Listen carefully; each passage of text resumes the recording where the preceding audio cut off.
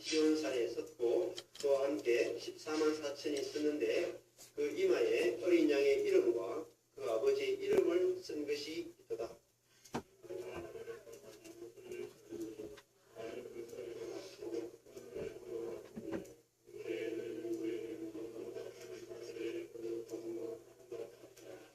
저희가 보좌와 내 생물과 장로들 앞에서 새 노래를 부르니 땅에서 구속함을 얻은 14만 4천인 밖에는 능히 이 노래를 배울 자가 없다.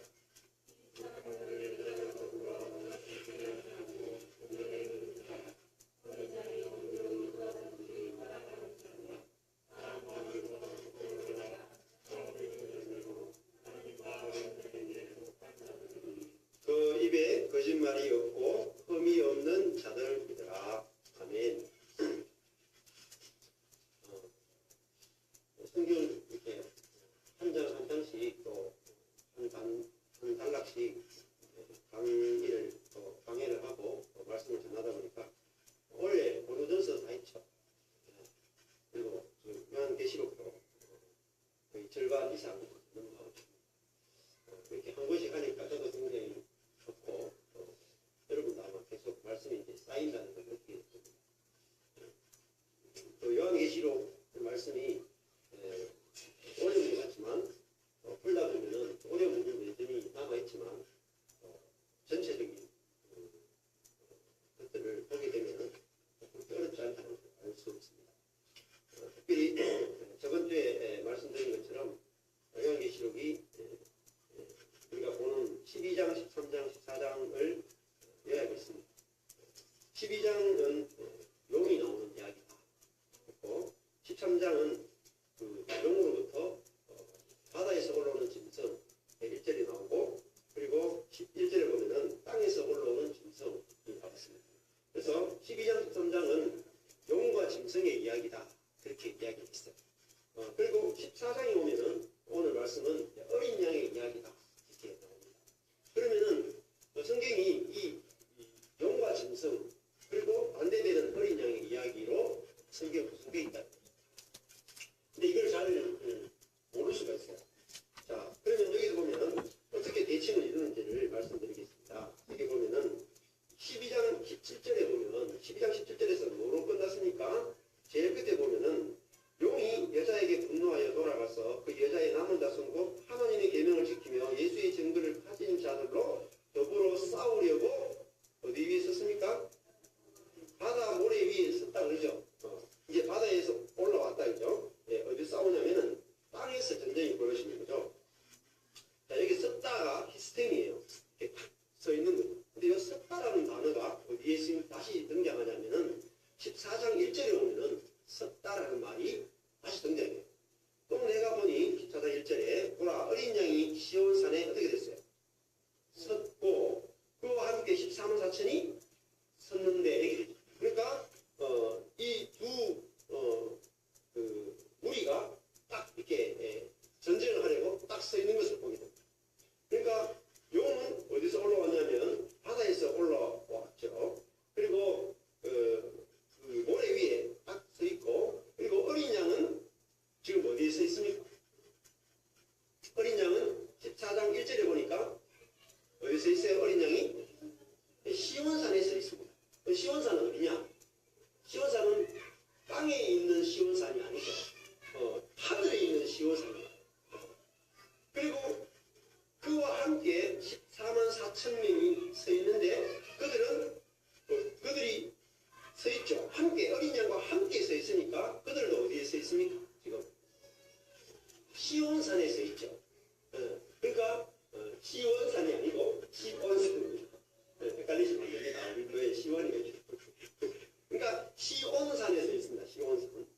시온이라는 말이 무슨 뜻이냐면 보호받는 시온, 보호받다 하는 뜻입니다.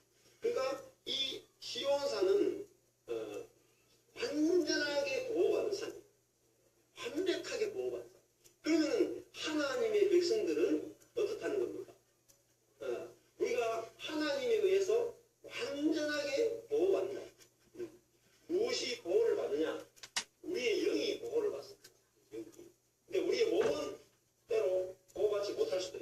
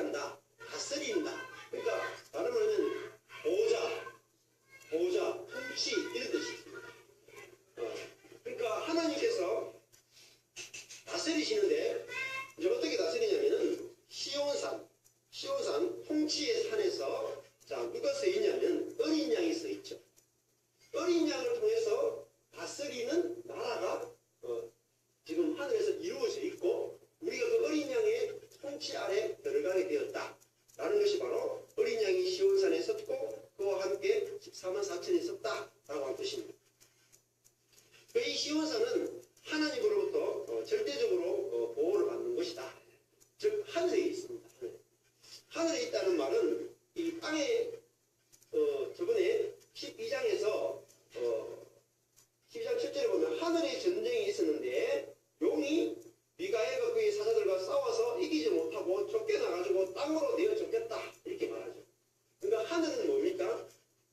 전쟁이 끝났습니다. 하늘에서는 이미 사단이 패했죠.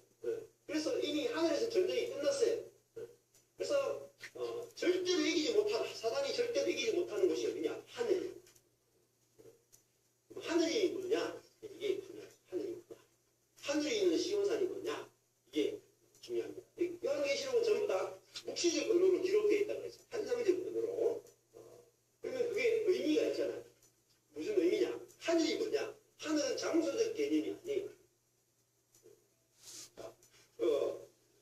어린 양이 하늘에 있는 시온산에서 있고 우리도 하늘에 있다. 또 요한계시록에서 늘 하는 말이 12장 12절에 보니까 12장 12절에 그러므로 하늘과 그 안에 거하는 자들은 즐거워하라 이렇게 돼 있어요. 그러니까 성도들을 뭐라고 부르냐면은 하늘 안에 천막을 치고 살아가는 사람들 이렇게 있다. 그러면 하늘이 뭐겠습니까? 하늘은 곧 하나님 자신을 말해요. 하나님 안에 거하는 사람들. 그죠? 하나님 안에 거하는 사람. 아버지 안에 거하는 사람. 그러니까 장소적 개념이 아니고 하나님 안에 거한다. 그런데 그 하나님이 어떤 분인지 알아야지 우리가 하나님 안에 거할 수가 있습니다. 그러니까 그 하나님을 어떤 분으로 소개하고 있냐면은 어린 양을 통해서 우리를 통치하시는 분으로 소개하고 있다. 그래서 어린 양이 시온산에 섰다 이렇게 말하는 것은 하나님의 통치가 이제는 어떤 식으로 나타나냐면 어린 양을 통해서 나타난다는 거죠. 그러면은 어린 양의 통치가 있고 자 하늘에는 하늘의 통치는 누구를 통해서 나타나요? 어린 양을 통해서 나타납니다. 그러면은 이 땅에 있는 통치는 누구를 통해 나타납니까?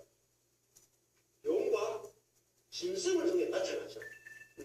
이것이 구분된다는 거죠. 그러면 내가 이 용과 짐승 그리고 어린 양 이게 바로 세상의 나라와 사단의 나라와 하나님의 나라를 비교하고 있는 거죠.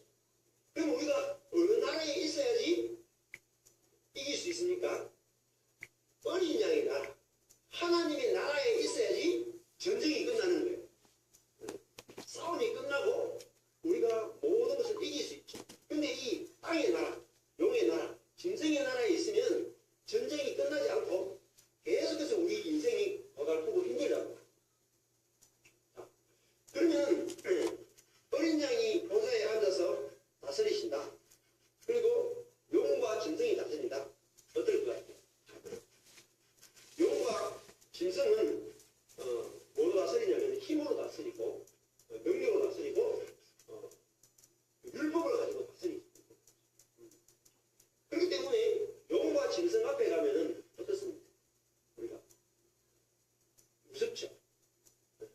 우리가 어떤 결국은 용이 뭐로 나타나냐면은 바다에서 올라온 짐승과 땅에서 올라온 짐승으로 나타났죠. 그러니까 바다에서 올라온 짐승을 뭐라 했습니까?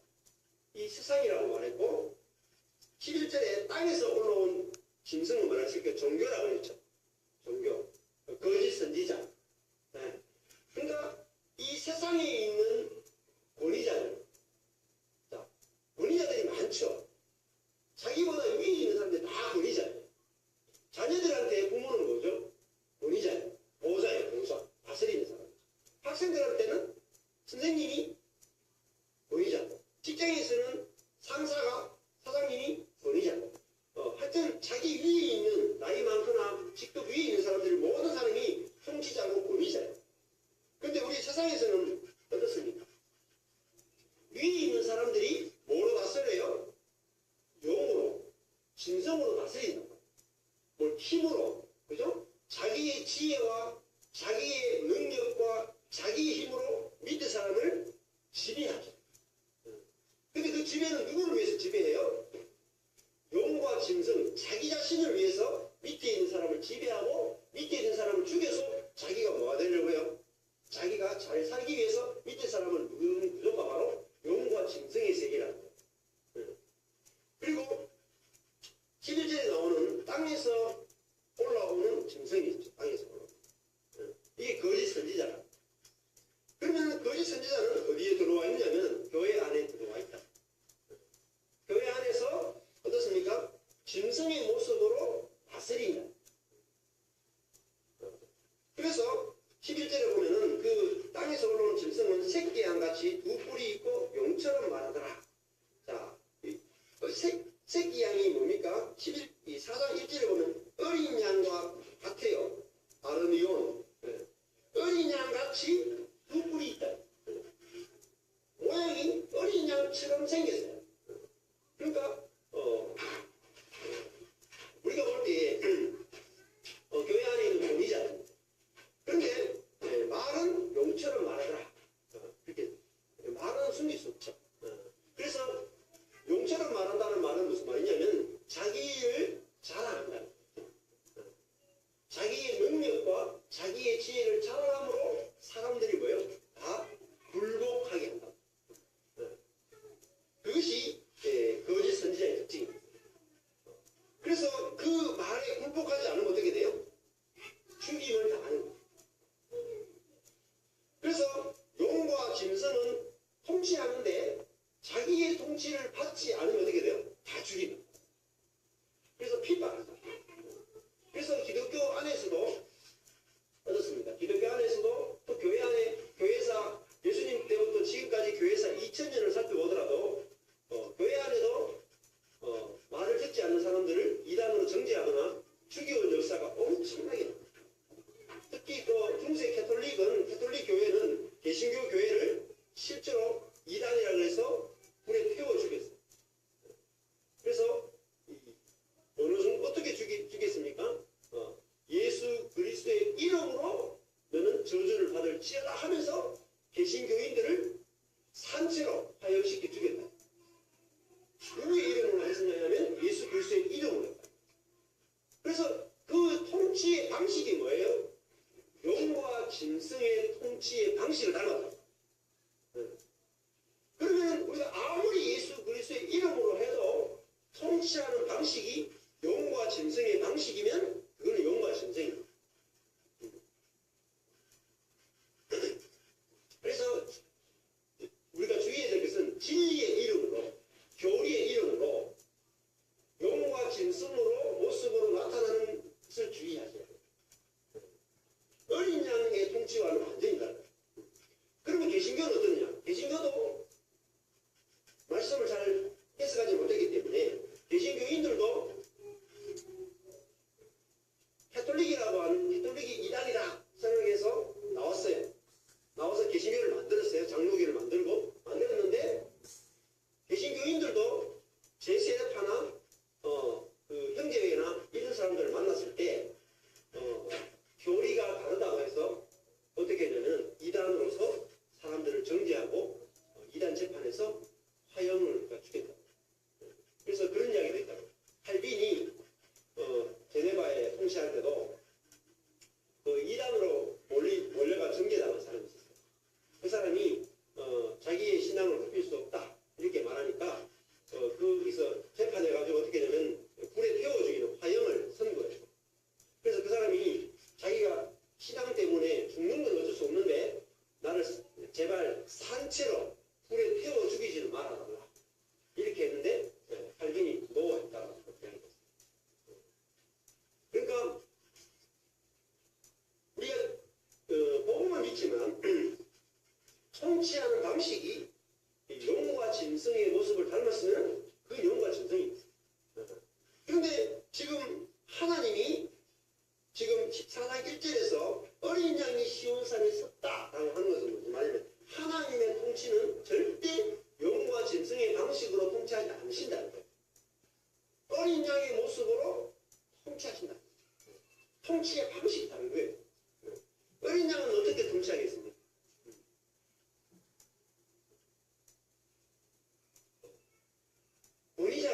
권위자로서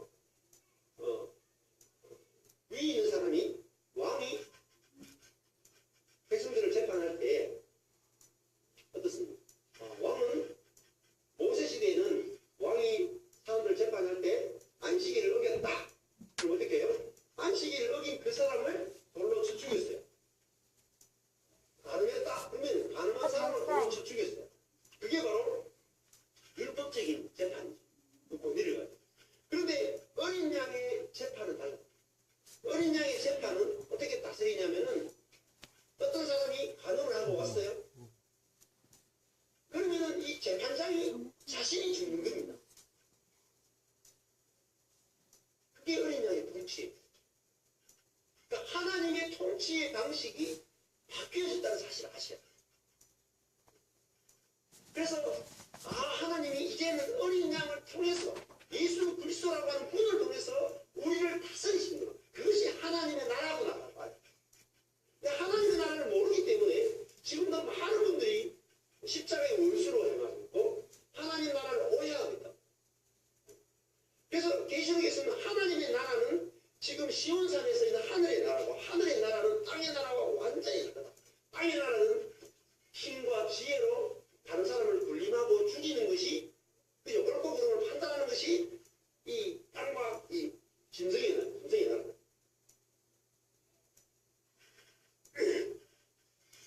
여러분 어린 양 앞에 나가면 어떻습니까?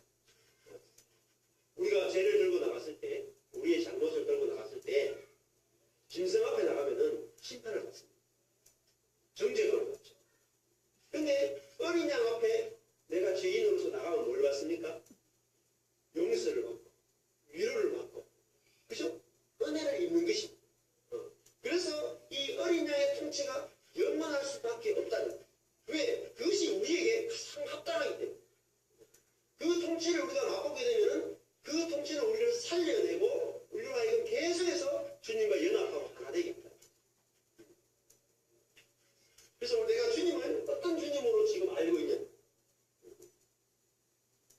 용과 짐승의 모습으로 통치하시는 하나님으로 알고 있느냐? 아니면 어린 양으로 통치하시는 하나님으로 알고 있느냐에 따라서 내 삶의 인생이 바뀌어버려요. 내 인생이 영원히 어린 양으로 통치하시는 주님을 알게 될 때 우리들은 우리의 이마에 어린 양의 이름과 아버지의 이름이 쓰여지는 것이죠. 그게 14마색입니다. 우리가 어린 양의 통치를 받게 되면 우리 자신이 어린 양의 이름이 쓰여졌다는 것은 무슨 말이냐면은 우리가 어린 양과 같은 존재로 바뀐다. 우리도 어린 양이 되는 거예요. 그래서 온유하고 겸손한 양이 되어서 우리도 다른 사람에게 무슨 통치를 해요? 어린 양의 통치를 하게 됩니다. 내가 있는 곳에서 짐승으로서 다스리는 것이 아니라 어린 양으로서 다스리는 그 권세, 그게 엑수시아예요. 그게 하나님 나라의 권세다. 즉 다른 말 하면은 어린 양의 나라가 하나님의 나라인데 이 하나님 나라는 무엇으로 다스리냐? 죽음으로서 다스린다. 뭘 공급하냐면은 죽음을 공급한다. 이번 주에도 어떤 한 목사님을 만났는데 그 목사님이 자기 간증을 하십니다. 이 목사님이 목회를 하시다가 내가 갖고 있는 복음이 온전하지 못하구나 를 깨닫고 이 십자가와 부활의 복음에 대해서 알게 됐어요. 그래서 짐승의 세계에서 어린 양의 세계로 옮기는 것을 구원이라고 해요. 그래서 우리가 처음에 태어날 때는 전부 다 뭐로 태어나냐면은 이게 쪼매난 여기 뭐 하유리부터 시작해서 여기 뭐 혜린이, 혜원이, 힘이 전부 다 뭐로 태어나냐면 짐승으로 태어나요. 본성 자체가 짐승이에요.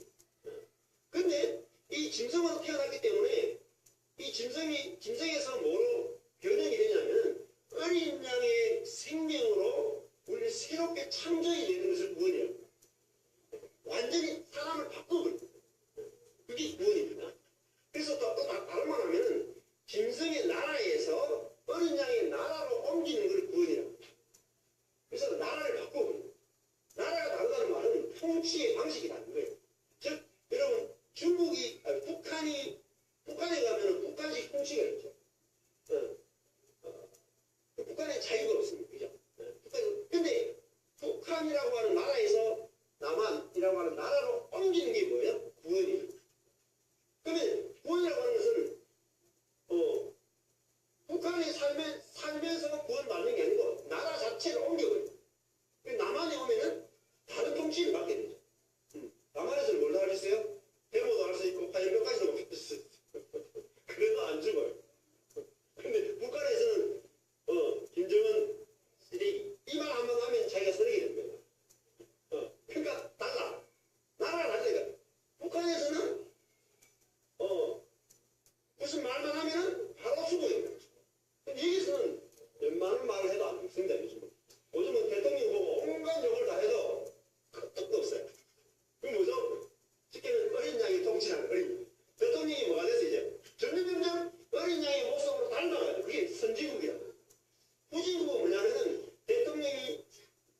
진성으로 나서는 걸 구직입니다. 우리 집에도 각자의 집이 뭐로 바뀌어요? 짐승이 용으로, 짐승이 용이 아니고 짐승이 어린 양으로. 근데 우리는 대부분 이렇게 하더라고요. 지렁이가 바뀌어서 뱀이 되고 뱀이 바뀌어서 용이 되는 이 정체를 받는다. 그냥 우리가 태어나서 그냥 살면은 처음에는 지렁이처럼 살다가 조금 지나면 뱀이 되고 더 지나면 용이 돼가 죽어요. 그러니까 하늘로 올라갔다. 근데 용이 하늘로 못 올라갔죠. 오히려 쫓겨나는 거죠. 그런 세계를 우리가 살고 있다고. 세계를 옮기는 거죠. 그걸 구원이라는 거죠. 그래서 우리가 완전히 다른 존재 안으로 옮기는 것이고 하늘에서 땅에서 하늘로 옮기는 걸 구원이라는 거죠. 이번 주에 이제 아까 전에 그 목사님 이야기를 또 하면은 그 목사님이 이 복음을 깨닫고 야, 내가 지금까지 말씀을 잘못 전했구나 해가지고 무려 7년 동안을 성도들을 하고 말씀을 전했는 거예요. 성도 숫자가 꽤 되는데 점점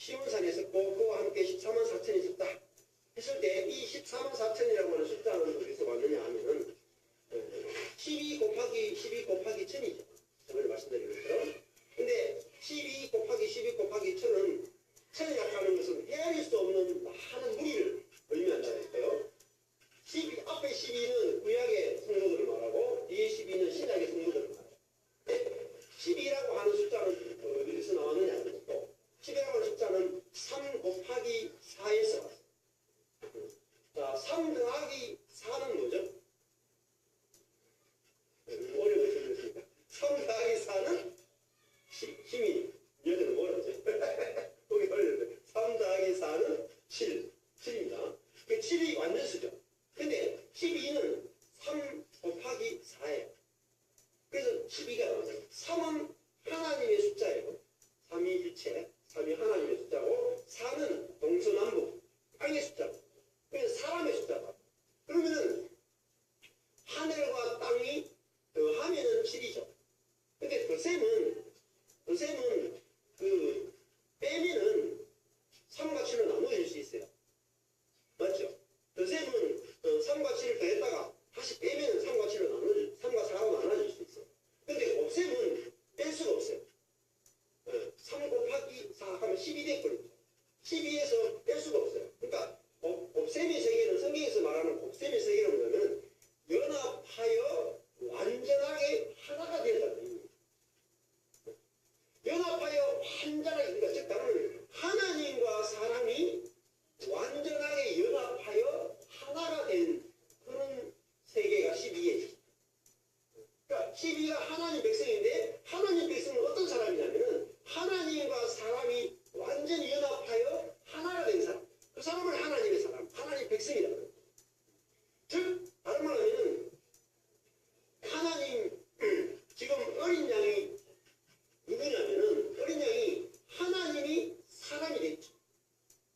하나님이면서 사람인 분이 바로 예수님이잖아요. 하나님과 사람이 연합하여 하나가 돼가지고 완전한 사람이 된 분. 그분이 이렇게 보니까 하나님이고 저렇게 보니까 사람이고 우리 예수님이죠. 그러니까 예수님이 숫자로 치면 10이라는 그러면 우리도 12이신 그 하나 예수 그리스도 안에서 우리도 10이라고 하는 하나님의 백성이 되는 거죠. 즉, 그 12는 다른 말 하면 어린 양이에요. 어린 양. 즉, 어린 양은 하나님 아버지의 마음이 그대로 표현돼가지고 나타난 것이 누구냐면 어린 양이에요. 그래서 그 1절에 보면은 어린 양의 이름과 그다음 무슨 이름이 나와요? 아버지의 이름. 그러니까 같은 이름입니다. 아버지의 이름이라는 말은 존재라는 말은 마음이에요. 또 다른 말로는 마음이에요. 아버지의 마음이 그대로 나타나는 존재가 누구냐면 어린 양이다. 그러니까 하나님의 그 아버지 그러면 감이 안 오실 수 있어요. 아버지 그럼 여러분 아버지가 다 떠오를 거예요. 그러니까 아버지는 어떤 사람은 저 같은 경우에 아버지는 좀 때리고 이런 건 아닌데 옳고 그름이 좀 분명하게 말씀하시는 그런 아버지.